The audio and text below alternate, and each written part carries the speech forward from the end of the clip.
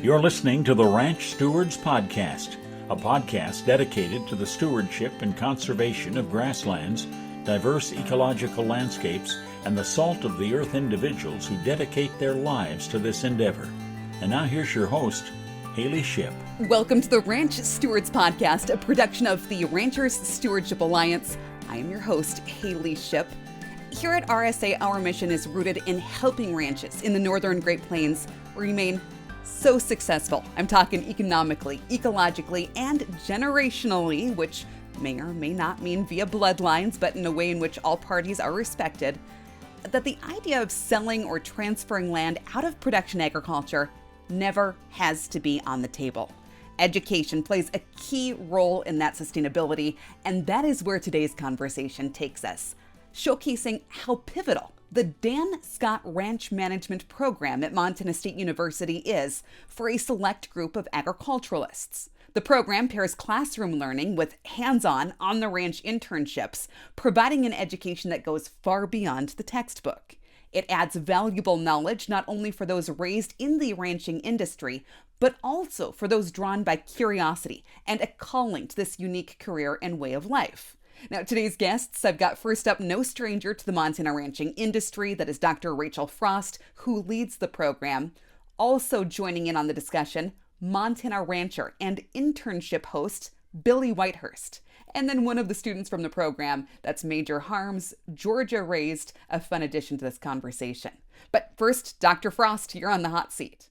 Well, hi, Haley. It's a pleasure to be here with you today and just really excited to be a guest on this podcast and to talk about the program. So the Dan Scott Ranch Management Program is relatively new to Montana State. It's only been around for the last 7 years. It is a 4-year Bachelor of Science program that was really born out of people in our constituents just demonstrating that there's a need for more people that have the skills to manage these large landscapes and to make those decisions on them.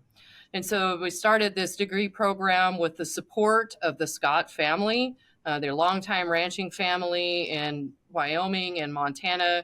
And they have a dedication to the legacy of that ranch and also to the industry as well. And so they have been huge supporters of this program, hence the name of the Dan Scott Ranch Management Program in honor of Dan Scott, the longtime manager of the Padlock Ranch. For myself, I grew up in a small ranching family in West Central Texas. And then I got a bachelor's and a master's in animal science, was determined that I was going to go back to the family ranch and be what would have been the 5th generation on that ranch in Texas. However, nature had different plans, destiny had different plans. Ended up pursuing a PhD in rangeland ecology at the University of Idaho, and then coming to Montana State as a research associate professor. After a little bit of a stint in research, I decided that's really not my jam. I just like working with people more. I don't like the very minute, detail-oriented of entering data and running statistical analysis as much as I thought I would. So ended up moving more into a position where I was working with collaborators across Montana on big, large-scale natural resource and policy projects, and then came back to MSU to run the Dan Scott Ranch Management Program. Love the interaction with students, really appreciate the opportunity to work with the ranchers across Montana as they play a key role in this program.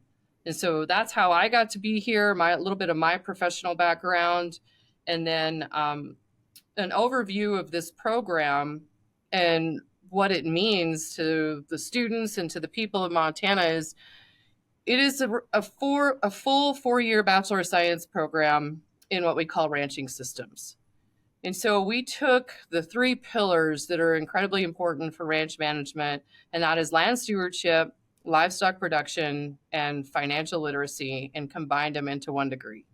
Realizing that we had students that were trying to do this on their own and try to pull classes from different segments. And so we're utilizing existing classes within the Department of Animal and Range Sciences. We're also utilizing courses over in ag economics and economics and through the Jake Jabs College of Business. But then we're also combining those courses with specific ranching systems courses that are designed to really help students understand how those disciplines integrate. How do decisions that we make in land stewardship really affect livestock production vice versa, and all wind up to affect the profitability of the ranch. One of the key things about this program is its limited admissions. We've really focused on quality over quantity. We want the right student in this program that's going to be successful, that's going to represent the program well upon graduation, and that is going to eventually be able to step into a management role after they have achieved the appropriate level of experience there. And then I think one of the other unique components of this program, besides its limited admissions and the way that we span multiple different academic disciplines, is that we really take a systems approach through this program.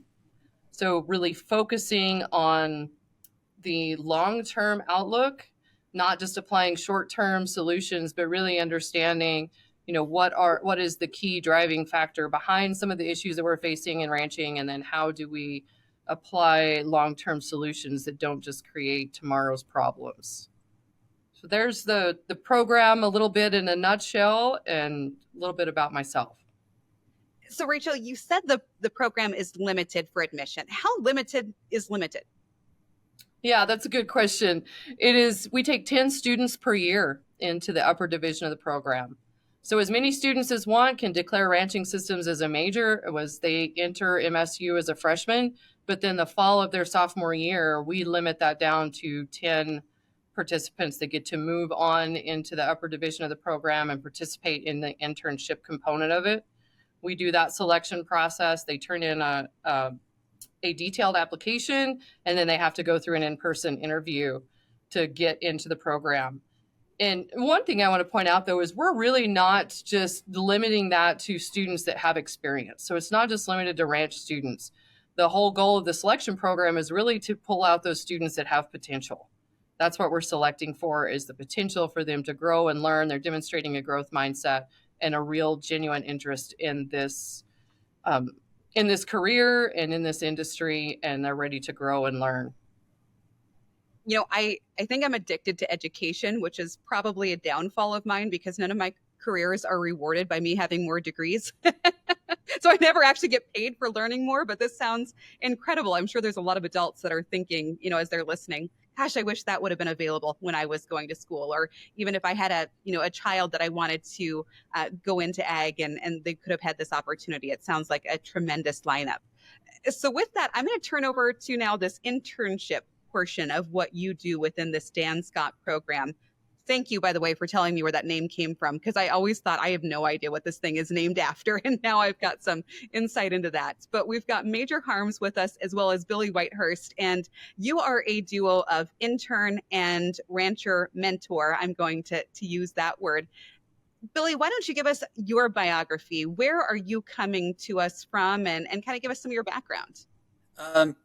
So my high school years, I cowboyed around a lot. And, Wyoming, Tennessee, Nebraska, ended up going to MSU for school, working cowboy for another couple of years. And as the family began to expand, the romance went out of living out in the middle of nowhere.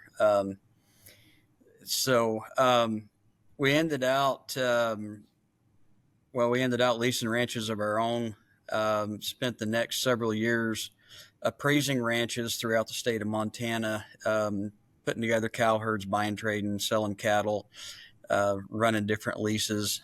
Then at 34, I ended up going back to grad school and wound up spending some time on a couple of extension faculties at U of Idaho and MSU.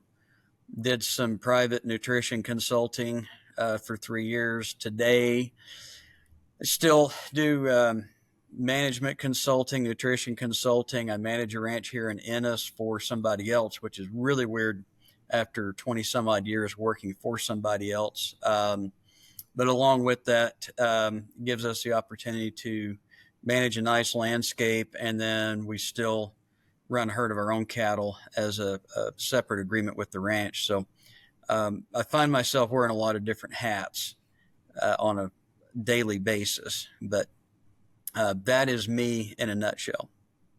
You want something done, you give it to the busiest person. It's a curse that I have had my entire life. I'm the busybody that always gets the things handed to them too, Billy, so I can relate. That's true. Very true. Major, how about you? You are our student on the call and an intern. You've worked with Billy now, it sounds like, for one summer, and you'll be going into your second. What's your background? Yeah, so I grew up in Georgia. I'm a rising senior in the Ranching Systems program at MSU. I transferred here, I believe, in the fall of 2023. And like it's already been stated, I'm the current summer intern under Billy Whitehurst at Granger Ranches. I grew up with a little bit of ag experience, but I really had to go out and search for it. I did not get the opportunity to grow up on a ranch or a row crop operation or anything like that. I had to message people on Facebook and meet people through a friend of a friend, and that's really where I started to get that passion for it. And it probably started around the age of 15 years old. And the more I got into it, the more I couldn't kick it off of me, and I ended up transferring out to MSU and pursuing the degree in ranching systems. You know, it is kind of I don't want to say a good old boy club, but sometimes agriculture can feel like that. And if you're not on the inside, it's a little hard to penetrate. And so I'm excited that you've taken those steps to do so, and that this program has created that availability. And I know that that's something that Dr. Frost is going to allude to a little bit later on in this conversation too. So Rachel, you are putting together this program and facilitating it and doing these placements for interns on ranches. As you said, it's just 10 kids, right? That's all. That can't be that hard to put 10 people on 10 ranches. I know it's a lot harder than that. That, of course, is satire. How do you go about matching pairs like Billy and Major? And how much of an obstacle or how much of an opportunity is this from you within the program? Yeah, those are great questions. And you're right. It's just 10. And administration asks that all the time. Well, why just 10? Why not 20? Why not 30? And I go back to that quality statement that I made earlier, Haley. And that's true on the ranch host side as well.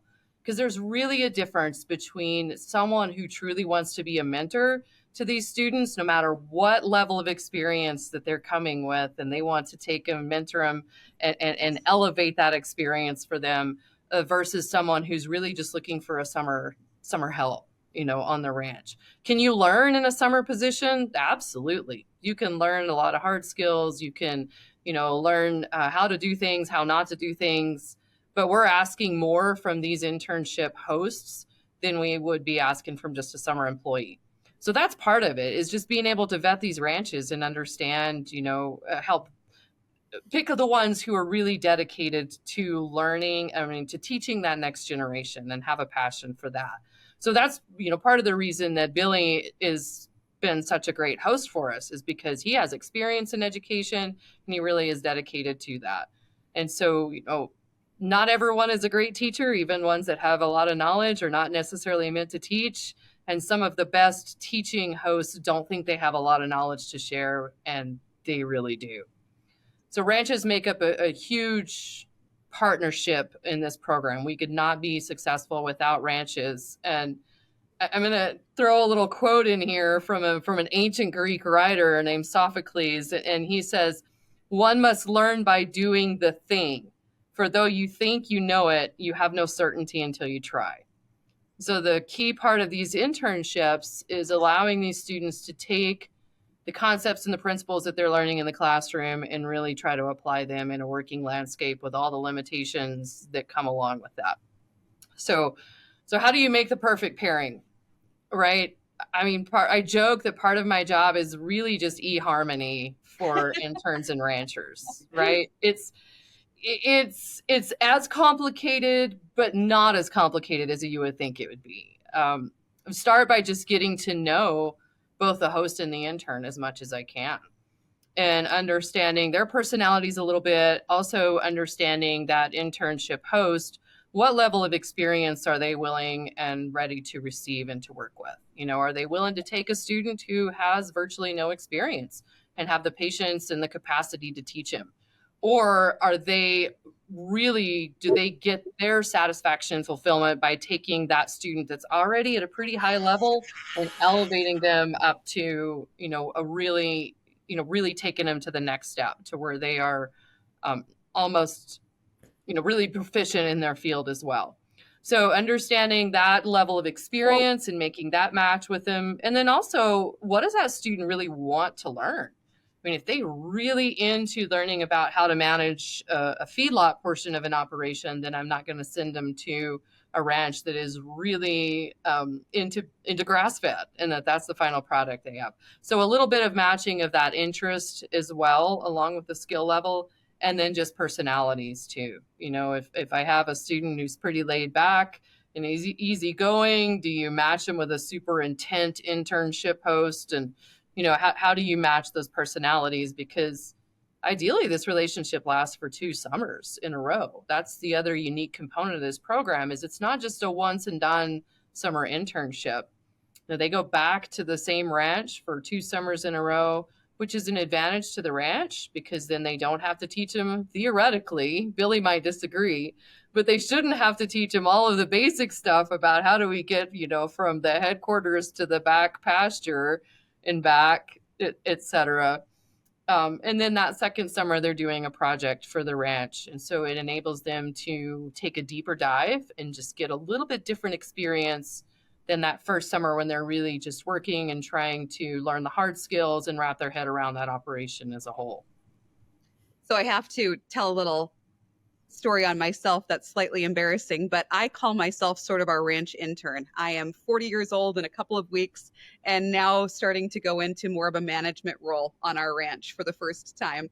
And went to go check fence yesterday, was 3/4 around this pasture, had fixed a couple of spots, made sure all the gates were closed. And I thought, I'm in Davenport Springs. That's where Dad wanted me to be, right?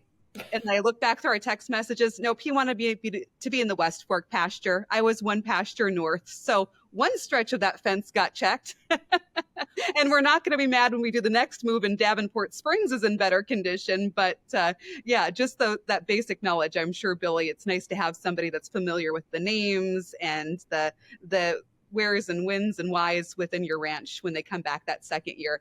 So do you already have a list ready for Major as he comes back summer of 2025 that you've got ready for him? Oh yeah. He's going to be tired by the end of the first week. So we're looking forward to it. Well, as Rachel said, it's a lot different to have just an employee versus an intern. So how do you logistically manage that, Billy, as you're looking at those assignments and how you tackle those few months that you do have Major on the ranch? The second year's going to be probably a lot different. The first 6 weeks of anybody new, you've got them for the summer. In the first 6 weeks, they're literally just trying to figure their way around.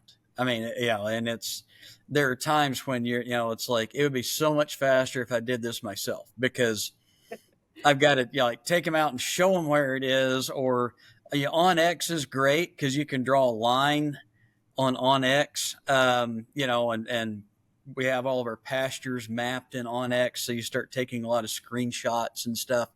And that's really, I think that's one of the biggest barriers. The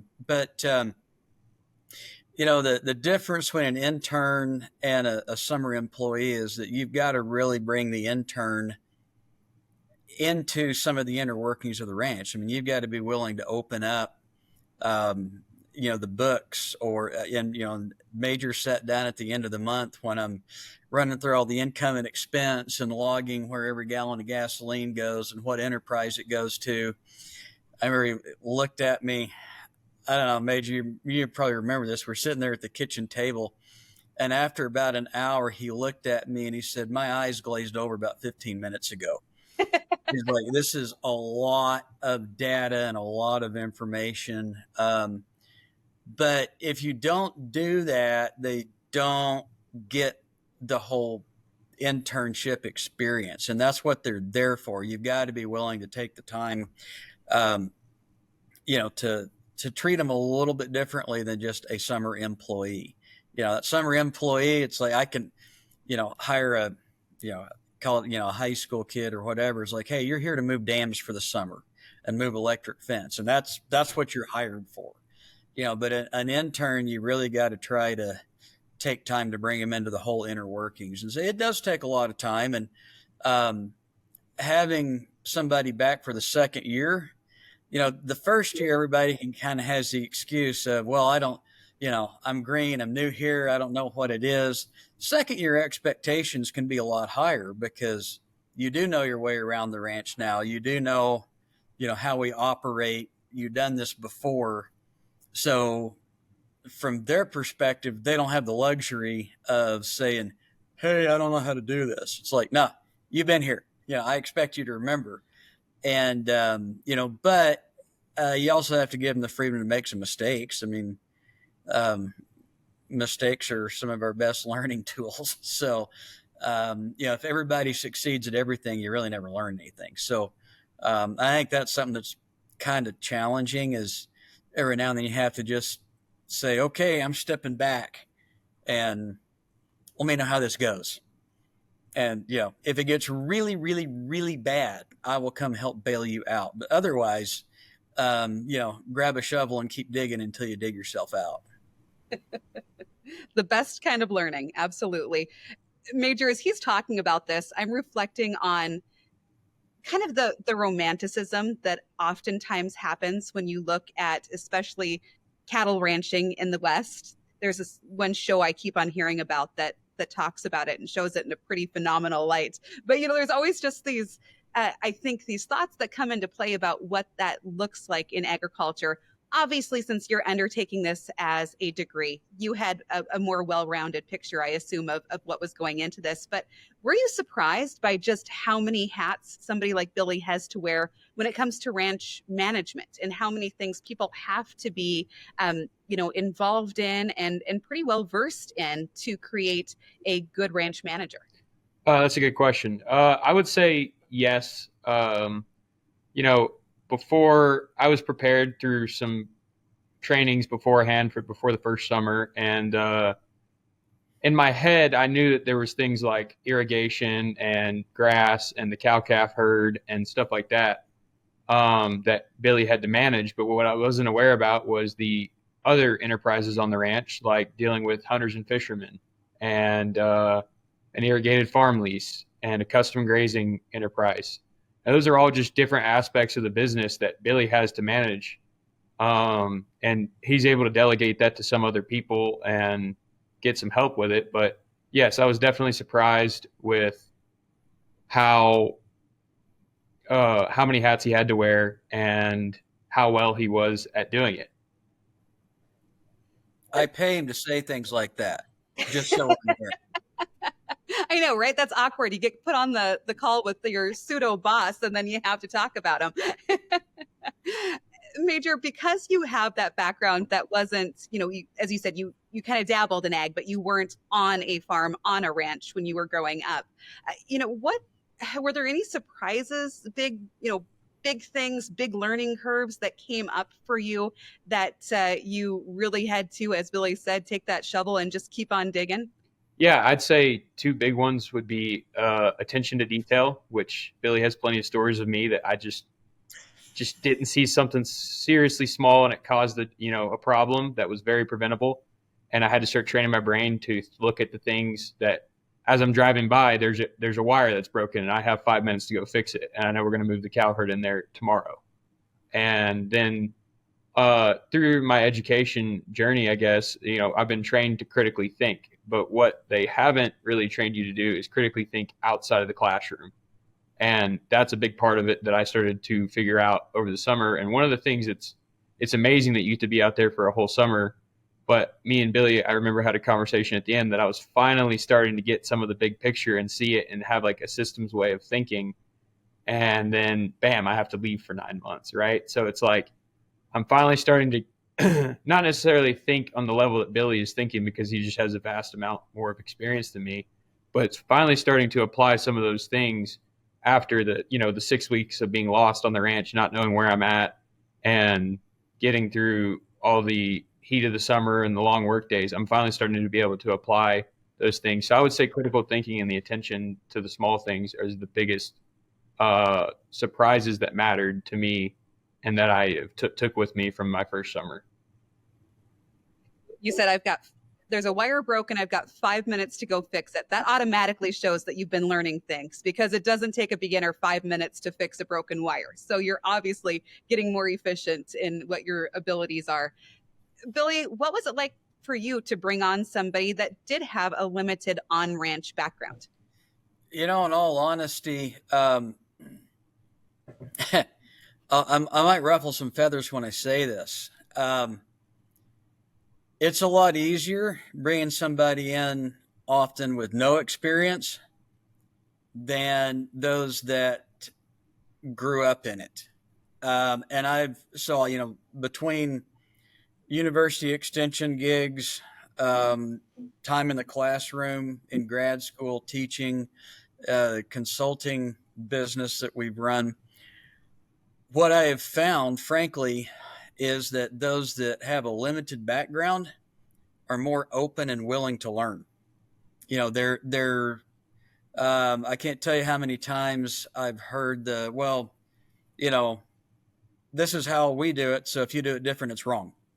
Yeah, I mean, and I heard that from students all the time. I used to work with a guy that looked at me one day and said, there's 10,000 ways of doing most everything, and only 3 of them are completely wrong. And so a lot of times it's easier with, somebody who has the drive and, the intelligence and really wants to be a part of an ag operation. They're like a sponge. They pick up everything, and they're not just looking at, like what you're doing. They're looking at, well, I noticed this other guy's doing this, and can you tell me the difference and why you do it this way? And we've had several interns that were one summer interns. We had one that at one point asked to come back, and I was like, hey, I'd love to have you back, but you need to go work for somebody else. It's like, if you really want to be valuable, you need to see as many different ways of doing things, put as many different tricks into your bag of tricks as you can, because one day you're going to be sitting there in a horrible situation, and there's going to be this little thought that comes to mind of, hey, wait a minute, I remember when I was doing this, so-and-so said that they had this happen to them once. I wasn't there, but that blank canvas of somebody that doesn't have a huge background is often one of their biggest assets. And obviously nothing, I don't mean that as any way derogatory against folks that did grow up immersed in it, but it's very easy for people that grow up in it and are immersed in it to go to school and go back to the same operation and never expand their knowledge base. I think one of the best things that a lot of these multi-generational ranches can do is to not let people come back to the ranch until they've spent 3 or 5 years somewhere else. I don't care if it's construction, military, selling used cars, working for other ranches. It doesn't matter. Go do something else, see something else, because you're going to bring back something additional to the table when you do that. Well, you queued that up perfectly, Billy, for your next question. And that as people come back, and you've been warned about this one. It's just as people do come back, and as you get those mentors, or as you get these interns into your operation, obviously you're getting something from this too, that you are involved in this program. So what's that kickback look like to Billy Whitehurst from this Dan Scott internship element? Well, there's a lot of enjoyment in seeing people grow and develop. I mean, from a personal satisfaction, that's huge. And, professionally, being able to try to help, spur somebody forward in their career and in the industry, all those things are both personally and professionally rewarding. And all of our summer employees, interns that we've had, we're in touch with them all the time. And, it's kind of nice because they're going and having other opportunities and gaining experience elsewhere. And occasionally you'll get that phone call that said, how one day I'm going to run into that situation that you told me about that you hope we never run into? Well, guess what? I ran into it over at this place, and this is how we dealt with it. So I wanted to call and let you know that, I'm figuring some things out. So that part's great. The other thing that you really gain from it is you have to learn, and every year it's a learning process, to be a better communicator and a better teacher, because everybody learns differently. And so it forces you to really think of when you're giving directions or instructions or explaining how some things are done. And you oftentimes it might be trying to explain and articulate how to interpret a facial expression on a cow. Like when you ask, well, what is this cow telling you? And you have somebody say, I don't know, I don't speak cow. And it's like, well, I used to work with a Shoshone down in Lander, Wyoming named Pee Wee Weeso, and he always used to say, don't just look with your eyes. And, learning how to try to articulate some of those really fine details of, how their facial expressions and how they're moving, and, to be able to tell people like, hey, okay, right now, pull pressure off now. And usually when you say now, it's like I've got to be 2 steps ahead so that I can get the trainee to actually get the timing right. So it forces me to be on top of my game. And believe me, there are days when I go in the house and it's like, oh boy, I got to apologize to everybody tomorrow because I blew that. But, the next day is another day and you start all over. We're just talking about this beyond the textbook type learning. And you just, as hard as Rachel tries, she's not going to be bringing live animals into the college and letting folks, as my dad always says, he wants to teach his grandkids how to sit a horse and read a cow. That's all he really wants in life. So Major, as you're looking at the difference between those classroom lessons and what you're able to gain at a ranch under someone like Billy's instruction, what are some of those things that are just, the elements that could not be taught otherwise? First off, I would just say that the in the field experience is just invaluable. Like you can't put a measurement on how valuable it is. In the 3 months that I was out there this past summer, I learned more than I did in the past 2 years at school. Now, I'm not saying that the classroom has not taught me a tremendous amount of knowledge and information, and mainly it's helped me with asking questions and discussing things with Billy in the truck when we're traveling or something like that, because now I understand some of the things that go into it and not just, how to go out and do something on the ranch. And I would say that a big thing for me was stockmanship and reading the cows. Like that is even just looking at them and, trying to assess their body condition score and see, okay, does this cow look poor? Does it look fat? Does it look good? And then it's things like for the first 8 weeks of the summer, almost every single time I was in a not great spot or in the wrong spot when we were moving the herd, like almost every single time. And, it's part of it is learning hand signals from across the pasture while we're on horseback and trying to hear Billy's instructions over the ripping wind and the dust storms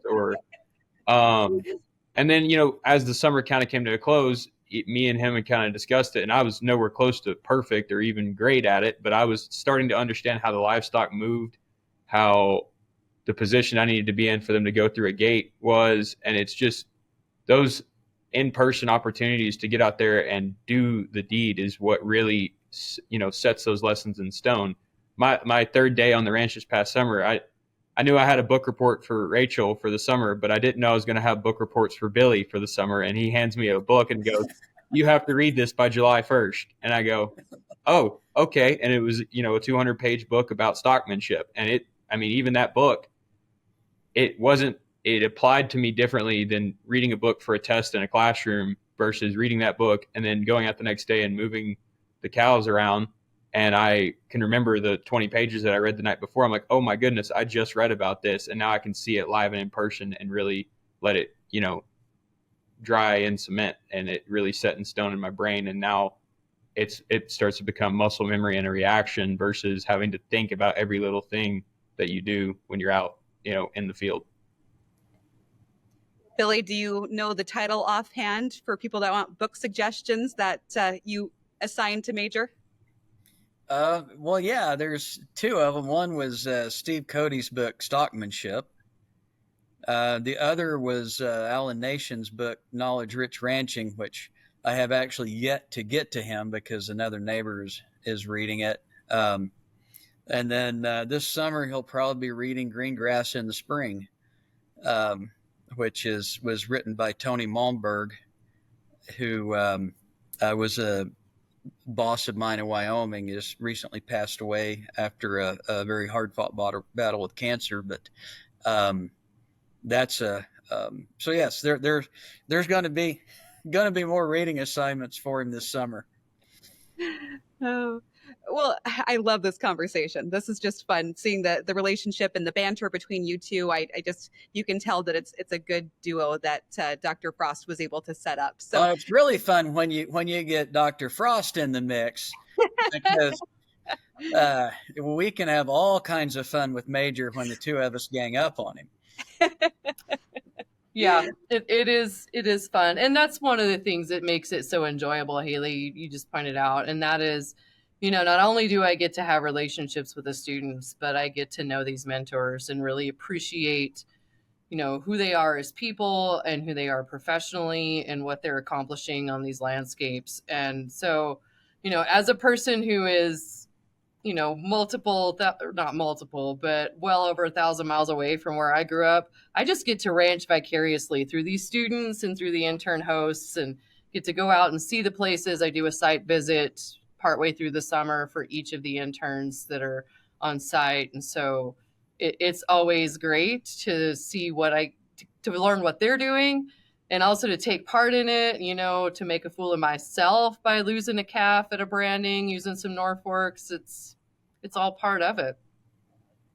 Well, I want to turn this discussion now to this next generation of ranchers, because of course, Rachel, that's what you're putting together through this program at Montana State University. And as you said, there's only 10 that get into this actual this ending part where we've got interns, and it's a lot more focused. So what does that next generation of rancher look like? What thoughts do you have on that for folks listening about how it might look different than maybe what we have painted on our minds? Well, that's true. I think we're at a point in life, I've been kind of saying that we're fast approaching, if not already, to the place where you can either own a ranch or be a rancher. Because if you own the ranch, that means you've had the capital investment that you've probably gained in some other profession to be able to own that ranch. And if you are a rancher and you have spent your time gathering the knowledge to be successful at that, you probably haven't been making the millions that are needed to own the ranch. But that's not necessarily new, even to the Montana landscape. And it's definitely doesn't have to be the barrier that some people might think that it is. There's been a long history of absentee ownership. I won't even say absentee, because some of our high net worth owners are not absentee now.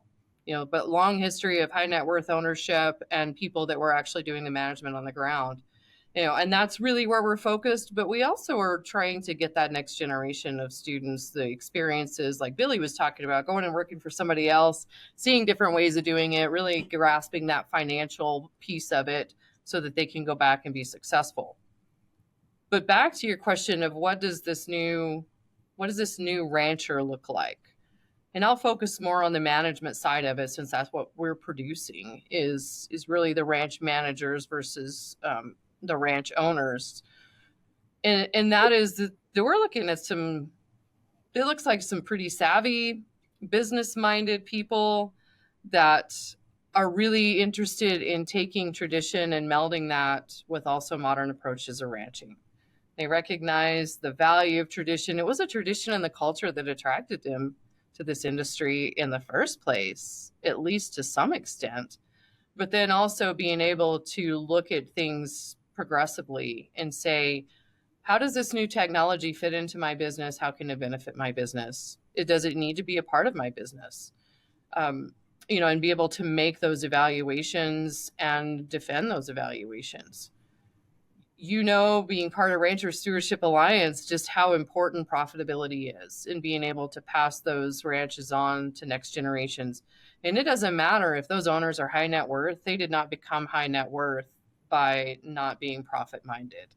And so there is still an importance and an emphasis placed on these ranch managers to be profitable, to be financially responsible in every aspect of it. So producing students, graduates of this program who are, as Major mentioned, critical thinkers, that they can look at situations, as a whole, is what Billy mentioned as well. Understand how when they make a land management decision that influences profitability, livestock production, vice versa. They're versed in HR. They have good soft skills. They're good communicators. It's important that students coming out of this degree program are not just good ranch managers in an island, but that they also are contributors to industry, and that they are good community members, that they understand the role that their ranch plays, whether it's the family ranch or a high net worth owner's ranch within the community, and they're willing to be part of that community and to participate in it, serve on the school board, etc. I guarantee you Billy wears some of those hats in his community as well. So just to be good citizens and to be good leaders, to be good communicators, to be lifelong learners. And Billy mentioned that he's still learning and improving his abilities as a teacher, as an educator, even as a manager, period, by just being able to really evaluate the decisions that he makes, that he's continuing in that process, and that hosting an intern is part of what keeps him fresh. And so for them to find ways to continue that education lifelong, those are all the important things that we think go into making a student that would be a valuable contribution to this industry and eventually a successful manager. Absolutely. A great conversation. Each of you, hats off. I mean, it's a really fun way to see how this all links together. And as I alluded to earlier, Dr. Frost, I'm just going to marry you now to the program. Dr. Frost has talked about this program a lot, and I've never had this much of a understanding of it before, and how it really does relate to that end mission of what we do a lot at the Ranchers Stewardship Alliance, and that's just keeping ranches in production agriculture and keeping that ability, even though we know competition for the land can be stiff, and what are some creative solutions that we can use to honor the ranching legacy, as well as the food and the soil health and all the different things that ranching contributes to the world. So again, just hats off to each of you. Final thoughts as we wrap up this discussion. I'm going to go to you, Billy, first, and then Dr. Frost, and then Major, I'm going to let you kind of round out the conversation. So Billy, any last thoughts that are kind of bouncing around in your brain?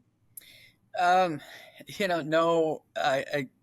the one thing that I guess I would say it, Dr. Frost has really done a phenomenal job with this program, and she's very humble. And so I've got her here as a captive audience, so I can say this and watch her squirm. But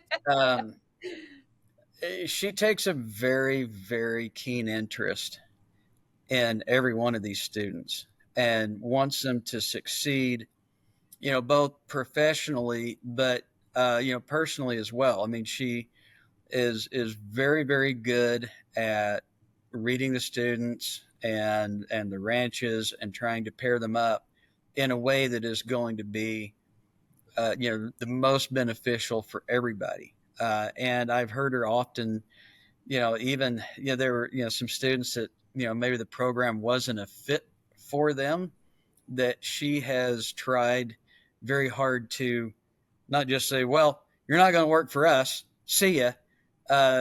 She's worked very hard to try to steer them in a direction that is, going to be more beneficial for them personally. And you don't see that very often.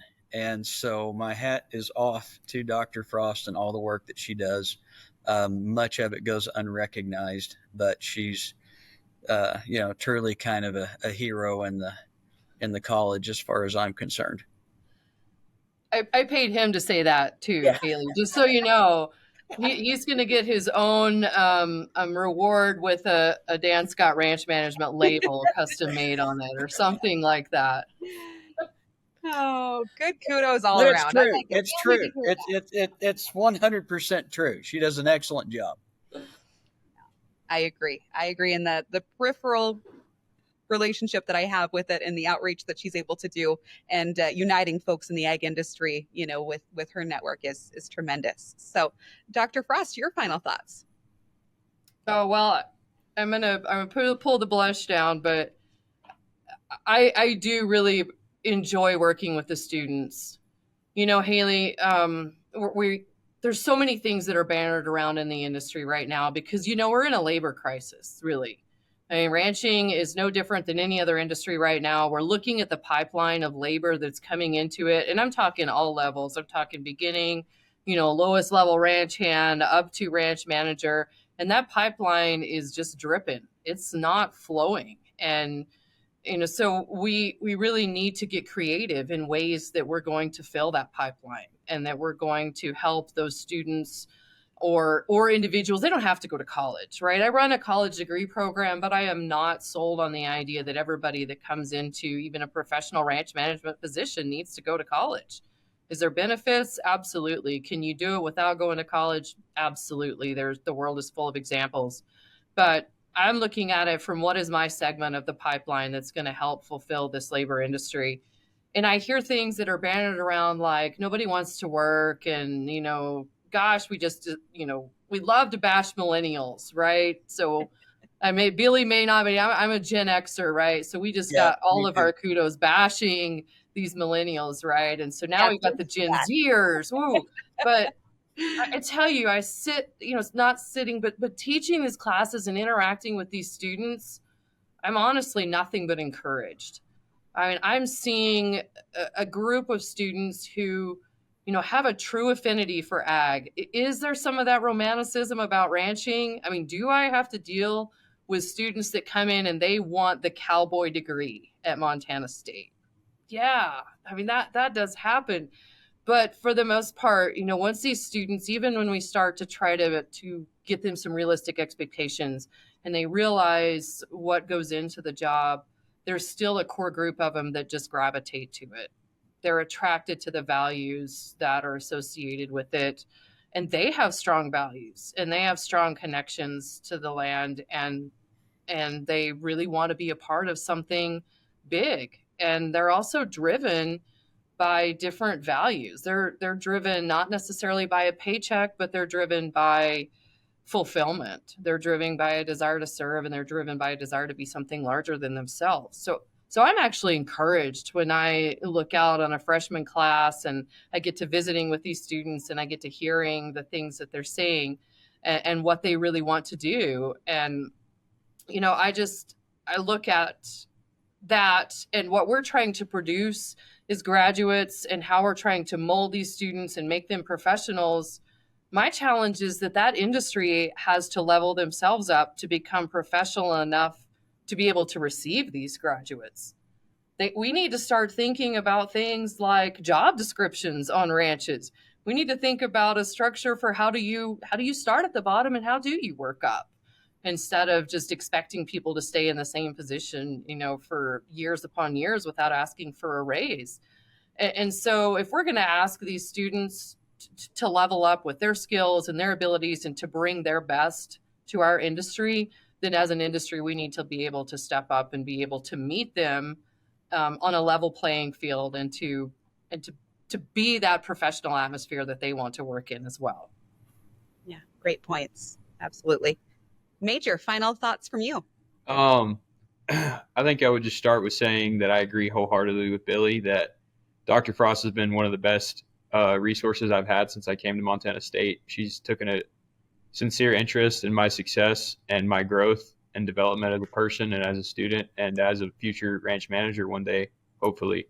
And coupled with that, Billy has been one of the best resources I've had access to since I moved out here to Montana. If you told me 3 years ago that I'd be, living one of my dreams for a career or starting the journey of going down that path, and I got to work with a guy like Billy Whitehurst and work with Dr. Frost during the school year, I would have looked at you and told you I was crazy. Nobody's going to hire a kid from Georgia that doesn't have any background in it. And it's been a true blessing and a true great opportunity for me to grow as a person and to begin chasing my career goals. So I just wanted to thank them both, from the bottom of my heart, and I appreciate all the time and investment you guys have poured into me. Thank you to Dr. Frost, Billy Whitehurst, and Major for joining us today. 3 voices showcasing just how impactful an integrated approach to ranch education can be. With a focus on land stewardship, livestock production, and financial literacy, the Dan Scott Ranch Management Program doesn't just teach ranching, it builds ranchers. And that's the long game we're here for, folks, creating opportunities, relationships, and educational pipelines that ensure our working lands stay working. Thanks for listening to the Ranch Stewards Podcast. Be sure to subscribe and share. And if you're interested in more educational opportunities, ranch tours, or upcoming events, just head to ranchstewards.org. You've been listening to the Ranch Stewards Podcast, a project of the Ranchers Stewardship Alliance. If you like what you heard, head to ranchstewards.org for added content, or follow the Ranchers Stewardship Alliance on Facebook and Instagram.